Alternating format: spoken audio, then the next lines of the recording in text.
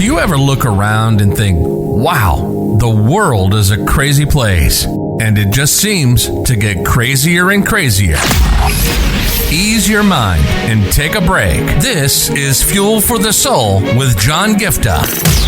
We're a hub for inspirational Christian sermons, practical keys for Christian living, and Christian discussions and interviews. You'll be inspired to live the life that you were created for. Your host is a top-ranking podcaster, best-selling author, world record holder, aerospace engineer, life coach, evangelist, and founder of John Giftah International.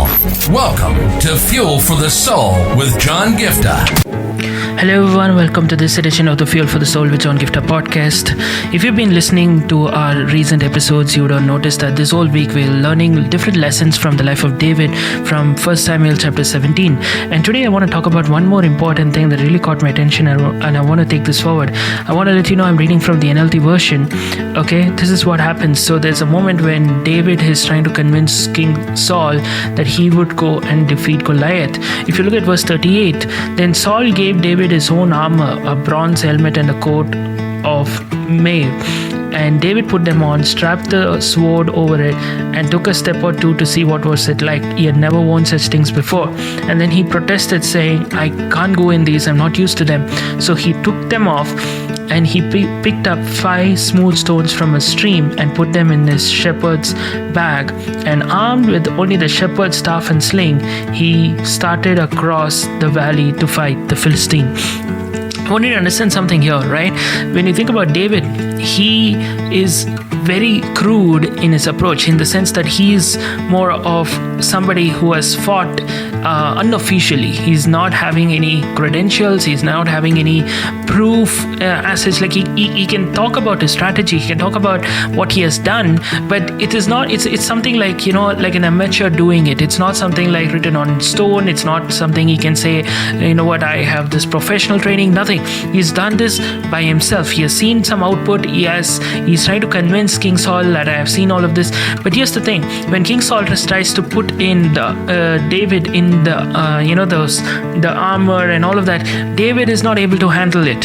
So David just puts them off, and then he goes with what works for him, what he's comfortable. See, this is the thing I want you to understand. Sometimes you have to go with what you are comfortable with. You have to go with the tools and the strategies that God has already taught you and equipped you. Because see, maybe later on David could have learned how to use the armor, how to use the sword and all of these things. But right now, he just took up the opportunity based on what was available to him. Now, sometimes they talk about even musicians, right? Even if you're going for a musical concert, or if you're going for a competition, they say always go with the instrument that you practiced with. Like, even though it's the same instrument in the sense of it's the same keyboard or it's a guitar or a violin, but they always say, go with the one that you're comfortable because you're used to it. Like sometimes you worked with something and now the guitar is just seeming little off, or something is off. Like, so always it's best to go with what you have practiced with. You know what I mean? It's even with getting a license, they generally say this. If you have practiced using a certain vehicle, go with that for getting your license test as well. So on a similar note, I want to share that sometimes when an opportunity like defeating a Goliath comes in your way, I want you to just make sure that you don't at that moment is not a moment for you to test something new. David could not say, okay fine, let me test the sword, let me try how it feels in the armor. Like, he gave it a shot and then he realized this is not for me. He knew it. He was confident in his own strategy. And even there, it says that, every detail is there for a reason, right? It says he picked up 5 smooth stones from a stream. Understand something here. He didn't just pick up random stones, right? Because you see, normal stones on the ground could just be rough, and they would not be as smooth and polished as a stone in a stream.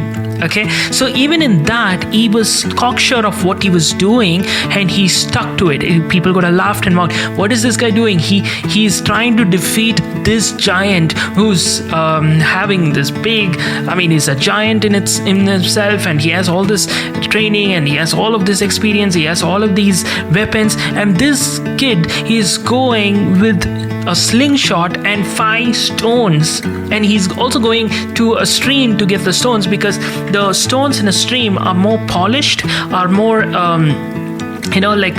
proper in shape, so they actually help hit the target better than a stone on the ground. You know what I mean? So David was cocksure on his strategy, and he doubled down on that instead of trying out something new. So this is a message for some of you that, if you are praying for a miracle breakthrough or whatever, and when an opportunity like defeating a Goliath comes, you need to be sure on doubling down on the strategy that you're comfortable with, doubling down on what worked for you in the past, because that is not a moment for you to try something new or test something new, because this is a moment for you to say, you know what, I'm confident with this, which for me, it may be crude, it may not be effective in the sound, in the way it looks, it may not look professional enough, but this is what I am confident with, the skill, the experience, and the talent that God has given me in the past. You know what He has given me, and so I'm going to use the experience of the past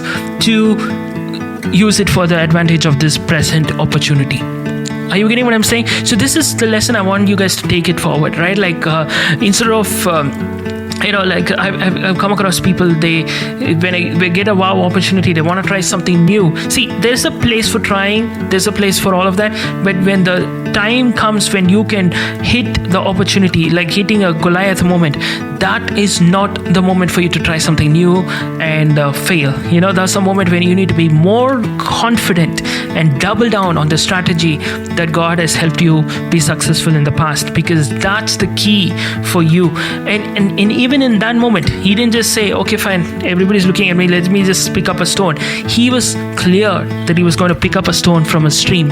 He was clear on what he was going to take, and he was doubling down on his strategy, and he was able to get the result that he was hoping for. So there's a place where ultimately the victory comes from the Lord, but there's also an important thing to note, that the victory comes when we partner with the Lord in doing what we are called to do in accordance to what God has already prepared us with, and that's how we'll be able to see the victory. All right, God bless you guys, and I'll see you very soon. You've been listening to Fuel for the Soul with John Giftah. We hope you were blessed and inspired to live the life that God has for you. Make sure to subscribe to the John Giftah YouTube channel for regular uploads of sermons, skits, interviews, and more. Follow John Giftah on Instagram for regular inspirational posts. And don't forget to check out the best-selling books written by John Giftah, Who Am I?, which will help you understand your identity, and the latest #1 bestseller, Unveil Your Purpose, helping you discover your purpose and to start walking in it. Make sure to leave a rating and review, and be sure to share it with your friends and loved ones. If you'd like to donate, you can find the PayPal link in the description. And if you'd like to invite John Giftah to speak at your event or to get more details, go to the website at www.johngiftah.com. See you on the next episode of The Fuel for the Soul with John Giftah. God bless you.